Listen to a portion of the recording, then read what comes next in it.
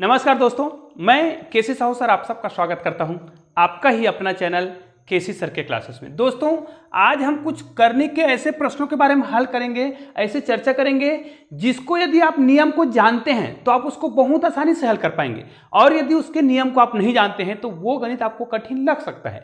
लेकिन आइए हम इस गणित को सरल से सरल तरीके से हल करने का प्रयास करेंगे। देखिए यहां पर देखिए मैंने इसको लिख रखा है √5, फिर √5, फिर √5, फिर √5, फिर √5। मतलब इसमें अंडर रूट के अंदर अंडर रूट है, लेकिन ये निश्चित संख्या बार आया है। ध्यान दीजिएगा, ये निश्चित संख्या बार आया है। जैसे अगर ये ध्यान दीजिएगा, आपको मैं दो तरीके बताऊंगा। यदि ये अनंत बार आया है, ये भी देखिए 1 2 3 4 बार तो दिख रहा है, लेकिन यही संख्या यदि इस प्रकार अनंत बार आता, मतलब अंडर रूट के अंदर अंडर रूट है, कोई भी संख्या हो, वो कुछ भी संख्या हो सकता है, 1 अंकों का, 2 अंकों का, या फिर 3 अंकों का। लेकिन आपको केवल ये ध्यान देना है कि यदि वो अंडर रूट है और अंडर रूट के अंदर और अंडर रूट है और वो संख्या यदि अनंत बार हो, तो आपको कुछ भी नहीं सोचना है। जो अंडर रूट के अंदर है वही संख्या क्या होता है, आंसर होता है। मतलब इसका आंसर तो हो गया 5। लेकिन मैं इस प्रश्न पर चर्चा नहीं करूंगा, मैं तो कुछ अलग ही प्रश्न पर चर्चा करूंगा। इसलिए आप वीडियो को पूरा देखिएगा, बहुत आसानी से आपको समझ आएगा। जैसे इसमें देखिए √60 ऐसा लिखा हुआ है और ये अनंत बार है, तो इसका आंसर सिंपल सा हो जाएगा 7। ठीक है, मतलब कोई भी संख्या जो अंडर रूट के अंदर में हो तो हम उसको, और अगर वो अनंत बार गया हो तो उसका आंसर वही होगा जो अंडर रूट के अंदर हो। लेकिन यदि वो संख्या क्या हो, अनंत बार नहीं गया हो, मतलब वो संख्या कोई निश्चित संख्या जो है इतनी बार गया हो, ठीक है, जैसे यहां पर भी अनंत बार नहीं है, तो इसका उत्तर कितना होगा? क्या इसका भी आंसर 5 होगा या फिर इसका आंसर 7 होगा? बिल्कुल नहीं। तो इसका एक अलग ही तरीका होता है और इसका एक ही सूत्र है। उस सूत्र को आप लोग याद रख लीजिएगा, और ये बड़ा ही आसान होता है। जैसे हम ये मानते हैं कि यहां पर जो 5 लिखा है, मान लीजिए हमारे पास कुछ ऐसा सूत्र होता, मैं छोटा सा सूत्र और बना देता हूं। ये हो गया x, इसके अंदर में फिर x है, इसके अंदर में फिर x है, मतलब ये अंडर रूट के अंदर रूट ऐसा लिखा हुआ है, और ये जितने बार भी जाए, ठीक है, ये गया हुआ है। अब इसको हमें अनंत बार नहीं जाना है, ये निश्चित संख्या दिख रहा है, 1 2 3 और 4 बार ही गया है। तो इसका आंसर कैसे निकालेंगे? इसका आंसर निकालने का एक सिंपल सा तरीका होता है, आप देखते रहिएगा, यहां पर मैं बता रहा हूं। ये देखिए, अगर x दिया हुआ है तो ये हो गया x, मतलब ये कोई संख्या है जो x दिख रहा है वो, और ये जो करनी घात आपको दिख रहा है, मतलब करनी दिख रहा है 1 2 3 4, करनी की जो संख्या वो दिख रहा है, ध्यान दीजिएगा। तो मुझे करनी की संख्या को यहां पर लिखना है, लेकिन कैसे लिखना है ध्यान दीजिएगा। यहां पर मुझे क्या करना है, 2 ही लिखना है, और 2 का घात मुझे करनी चढ़ाना है। तो कितना करनी है? 1 2 3 4, मतलब करनी की जो संख्या है उसे ही आपको 2 का घात चढ़ाना है। जैसे 4 बार है तो करनी घात क्या कर देंगे हम, यहां पर 4 कर देंगे, ठीक है। और यहां पर क्या करना है, इसी संख्या को 1 माइनस करके लिख देना है। इसका मतलब यह है 2 का घात 4 - 1। मतलब यदि इसको मैं सूत्र रूप में लिखना चाहूं तो यहां पर अगर 4 लिखा है तो मैं इसको क्या लिख दूंगा, n, जहां n क्या है, करनी संख्या। इस प्रकार आप सूत्र करनी, ठीक है, ये करनी संख्या है, मतलब n जो है करनी की संख्या है। जैसे यहां पर n कितने बार आया है, करनी कितने बार है, 1 2 3 4, तो ये उसका आंसर होगा। हाँ, एक और शॉर्ट ट्रिक है, मतलब इस प्रकार अगर आप सूत्र याद नहीं करना चाहते हैं तो याद रखिए, नीचे में जो भी हल करेंगे, जैसे x है, नीचे में जो भी संख्या आएगा, यहां पर जो भी संख्या आएगा उससे एक कम ऊपर में आता है, मतलब नीचे का संख्या एक बड़ा होगा और ऊपर का संख्या एक कम होगा, लेकिन वो निकालने का तरीका यही होगा, ठीक है। अब देखिए, इसका मुझे हल करना है तो इस सूत्र का मैं प्रयोग करूंगा। तो यहां पर देखिए हल कैसे करेंगे इसको, मैं पहले इसको हल करके बता रहा हूं। यहां पर देखिए, ये x की जगह कितना आया है, 5 आया है। चलो मैं इसी में हल करके बता देता हूं, इस सूत्र तो याद हो गया है, इसी सूत्र का हमें क्या करना है, प्रयोग करना है। तो अब देखिए, हमें x की जगह तो क्या लिख देना है, 5 लिख देना है। तो ये हो गया हमारा 5, ठीक है।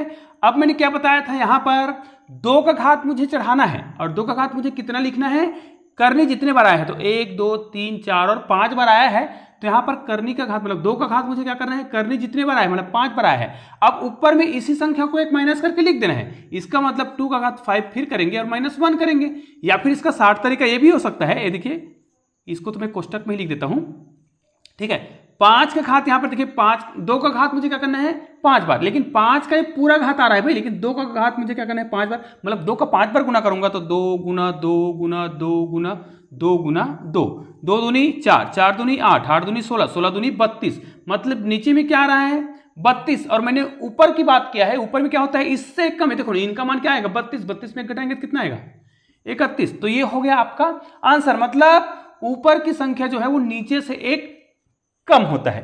तो ये हो गया बड़ा सिंपल सा आंसर। तो इसका आंसर कितना आ गया, यहां पर हमने आंसर लिख दिया है, ये पूरा हल किया तो आंसर कितना आ रहा है यहां पर देखिएगा 5 और इसका घात हो जाएगा 31/32, ये इसका आंसर है। अब देखिए इसी को हम इसको हल करना चाहे तो कैसे करेंगे, यहां पर देखिए 7 7 7 7 7 कितने बार आया है 4 बार, तो मैं क्या करूंगा यहां पर तो 7 लिखूंगा ही और 7 का घात कितना करना है, देखिए 7 1 2 3 4 ये 7 पूरे का घात हो रहा है भाई। अब यहां पर हमें 2 का घात करना रहता है, 2 कितने बार आएगा, देखो 1 2 3 4 बार आया है तो 2 का घात 4 करेंगे और ऊपर में 2 का घात 4 करके एक माइनस कर देंगे, मतलब 7 का घात आपको क्या करना है, देखिए 2 दूनी 2 का गुना कितने बार करेंगे 4 बार, 2 गुना 2 गुना 2, 2 दूनी 4 4 दूनी 8 8 दूनी 16, मतलब 7 का घात जो है नीचे में 7 का घात क्या आएगा, नीचे में 16 आएगा और ऊपर में एक कम कर देंगे, एक कम मतलब 15, तो ये क्या हो गया आंसर। तो दोस्तों इस प्रकार कोई भी करनी के प्रश्न हो, कोई भी सवाल हो जिसमें ये जो करनी है वो निश्चित बार आया हो, निश्चित बार आया हो या n बार आया हो, तो उसका आप कौन सा सूत्र लगाएंगे, मैंने यहां पर जो सूत्र बताया था उस सूत्र का आप प्रयोग करेंगे, आपका आंसर बिल्कुल एकदम 2 सेकंड में आ जाएगा। तो इस प्रकार आप करनी के कोई भी प्रश्न को बना सकते हैं यदि इस प्रकार के प्रश्न है तो। और हाँ, यदि यही अनंत बार हो, है ना, अनंत बार हो तो आंसर कितना आता है, जो संख्या दिया रहता है वही आंसर आता है। आइए अब इसके हम दूसरे पैटर्न पर चर्चा करते हैं जो अलग ही टाइप का है, तो उस पैटर्न को हम कैसे हल करेंगे उसके बारे में भी चर्चा कर लेते हैं। तो आइए पहले हम उस पैटर्न को लिख लेते हैं। तो आइए अब यहां पर मैं कुछ प्रश्न लिख लेता हूं, उसके आधार पर इसके मेथड को ही मैं बहुत ही सरल तरीके से आपको समझाऊंगा। ये देखिए यहां पर माने जाने मैंने लिखा 56, फिर यहां पर मैंने प्लस लिखा और यहां पर फिर मैंने लिखा।